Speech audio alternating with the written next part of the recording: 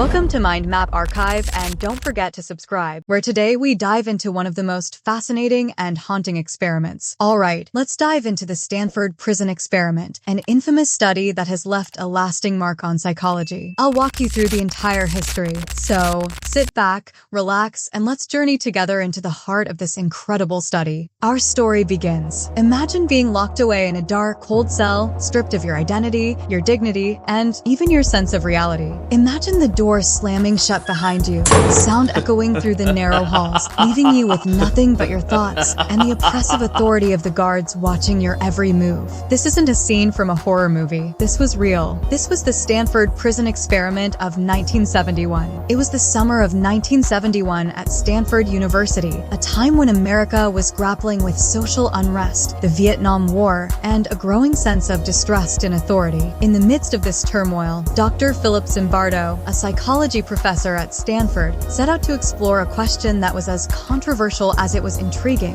What happens when good people are placed in a bad situation? Hey everyone, thank you so much for watching my video. I'm just 198 subscribers away from reaching my goal of 200 subscribers, and I need your help to get there. Your support means the world to me, and I'm grateful for every single one of you. Let's reach this goal together. Subscribe now and hit the notification bell. Let's do this. Back to video topic. In that moment, Zimbardo had a profound realization. He had lost sight of the ethical boundaries of the experiment, becoming so immersed in the role of superintendent that he had neglected his responsibilities as a researcher and a human being. Dr. Zimbardo wanted to delve into the depths of human nature, to understand how power and authority can corrupt, and whether the environment can turn ordinary people into monsters. Little did he know, his experiment would become one of the most infamous studies in the history of psychology, raising questions about ethics, morality, and the human psychology. To conduct the experiment, Zimbardo needed participants, so he placed an ad in the local newspaper, calling for college students to volunteer. The offer was simple: $15 a day to participate in a 2-week study on the psychological effects of prison life. Over 70 students applied, but only 24 were selected. These young men, all deemed psychologically stable and healthy, were about to enter a world where the lines between reality and role-playing would blur, with devastating consequences. The participants were randomly assigned to one of two roles: guards or prisoners. It was a simple flip of a coin that determined their fate, but the impact of this random assignment would be anything but simple. The basement of Stanford's psychology building was transformed into a makeshift prison, complete with cells, barred doors, and a solitary confinement room. The stage was set and the experiment began. On a quiet Sunday morning, the prisoners were unexpectedly arrested at their homes by real police officers. The officers, fully uniformed and serious, handcuffed the participants, read them their rights, and transported them to the mock prison. This arrest was the first shock to the system, blurring the line between their real lives and the roles they were about to inhabit. Upon arrival, the prisoners were stripped of their clothing, deloused, and given identical uniforms, simple smocks with ID numbers sewn on the front. No longer referred to by their names, they were now only numbers: 8612, 819, and 1037. Their individuality was erased, replaced by a sense of anonymity and helplessness. Their heads were covered with stocking caps to simulate shaved heads, and they were forced to wear chains around their ankles as a constant reminder of their imprisonment. The guards, on the other hand, were given uniforms that exuded authority: khaki shirts and pants, batons, and mirrored sunglasses to prevent eye contact, further dehumanizing the prisoners. Zimbardo instructed the guards to maintain order, but he gave them no specific guidelines on how to do so. This lack of direction would prove to be a critical flaw, as the guards quickly began to exercise their power in increasingly abusive ways. The first day was relatively uneventful. The prisoners were still adjusting to their new reality, and the guards were finding their footing. But by the second day, tensions began to rise. The prisoners, realizing the gravity of their situation, staged a rebellion, barricading themselves inside their cells and refusing to comply with the guards' orders. The guards responded with swift and brutal force. They used fire extinguishers to blast the prisoners with cold carbon dioxide, forcing them away from the cell doors. The ringleaders of the rebellion were dragged out, stripped naked, and thrown into solitary confinement. The guards began to impose arbitrary rules and punishments, such as forcing prisoners to do push-ups, denying them food, and making them clean toilets with their bare hands. As the days wore on, the guards' behavior became increasingly sadistic. They began to see the prisoners not as fellow students, but as subhuman, deserving of punishment and humiliation. The prisoners, on the other hand, began to internalize their roles, becoming passive, submissive, and emotionally broken. Some even started referring to themselves by their assigned numbers, losing their sense of identity altogether. The first major breakdown occurred on the second day. Prisoner 8612, who had initially been one of the most rebellious, began to show signs of severe emotional distress. He screamed, cried, and begged to be released. But instead of letting him go, Zimbardo and his team convinced him to stay, suggesting that his distress was simply part of the role he was playing. This was a critical turning point, where the boundaries between the experiment and reality became dangerously blurred. After 36 hours of confinement, prisoner 8612's condition worsened. He became uncontrollably emotional, ranting and raving, and eventually, Zimbardo had no choice but to release him from the experiment. But the damage had already been done. The other prisoners saw 8612's breakdown and began to fear for their own mental stability. The atmosphere in the prison became increasingly tense, with the guards ramping up their abuse and the prisoners sinking deeper into despair. As the experiment continued, Zimbardo himself became increasingly engrossed in his role as the prison superintendent. He watched as the guards devised new ways to degrade and humiliate the prisoners, but instead of intervening, he allowed the experiment to spiral further out of control. His objectivity as a researcher was compromised, and he failed to recognize the psychological harm being inflicted on the participants. By the fifth day, the situation had reached a critical point. Another prisoner, 819, broke down in tears after being placed in solitary confinement. When he expressed his desire to leave, the guards forced him to chant, "I am 819. I am a bad prisoner." The other prisoners were made to repeat this chant, reinforcing 819's sense of guilt and shame. He began to sob uncontrollably, convinced that he was indeed a bad person. Only then did Zimbardo finally step in, allowing 819 to leave the experiment. On the evening of the sixth day, Christina Maslach, a graduate student and Zimbardo's girlfriend at the time, visited the experiment to conduct interviews with the guards and prisoners. What she witnessed horrified her. She saw the guards treating the prisoners with cruelty and disregard, and the prisoners, once confident young men, now reduced to cowering, broken individuals. She confronted Zimbardo, demanding to know how he could allow such inhumane treatment to continue. In that moment, Zimbardo had a profound realization. He had lost sight of the ethical boundaries of the experiment, becoming so immersed in the role of superintendent that he had neglected his responsibilities as a researcher and a human being. The next morning, he called off the experiment, which had been scheduled to last 2 weeks after just 6 days. The participants were debriefed, and many expressed shock at how quickly they had fallen into their roles. The guards, who had become increasingly cruel, struggled to reconcile their actions with their self-image as decent people. The prisoners, who had been subjected to psychological torture, were left to grapple with the trauma of their experience. The Stanford Prison Experiment became a landmark study in psychology, but it also sparked a fierce debate over ethics in research. Zimbardo's work shed light on the dark side of human nature, revealing how easily ordinary people can be led to commit atrocious acts when placed in positions of power. But it also raised serious questions about the responsibility of researchers to protect their participants from harm. Years later, Zimbardo reflected on the experiment with a mix of pride and regret. He acknowledged the profound impact the study had on our understanding of human behavior, but he also recognized the ethical breaches that occurred under his watch. The Stanford Prison Experiment remains a cautionary tale, a stark reminder of the dangers of losing sight of our humanity in the pursuit of knowledge. The Stanford Prison Experiment forces us to ask ourselves, how would we behave in such a situation? Would we stand up to authority, or would we become the very thing we fear? The answers may not be as clear-cut as we'd like to believe. Thank you for watching. If you found this story as haunting and thought-provoking as we did, be sure to like, share, and subscribe to Mind Map Archive. We dive deep into the human psychology, uncovering the mysteries and moral dilemmas that shape our world. Until next time, stay curious, stay critical,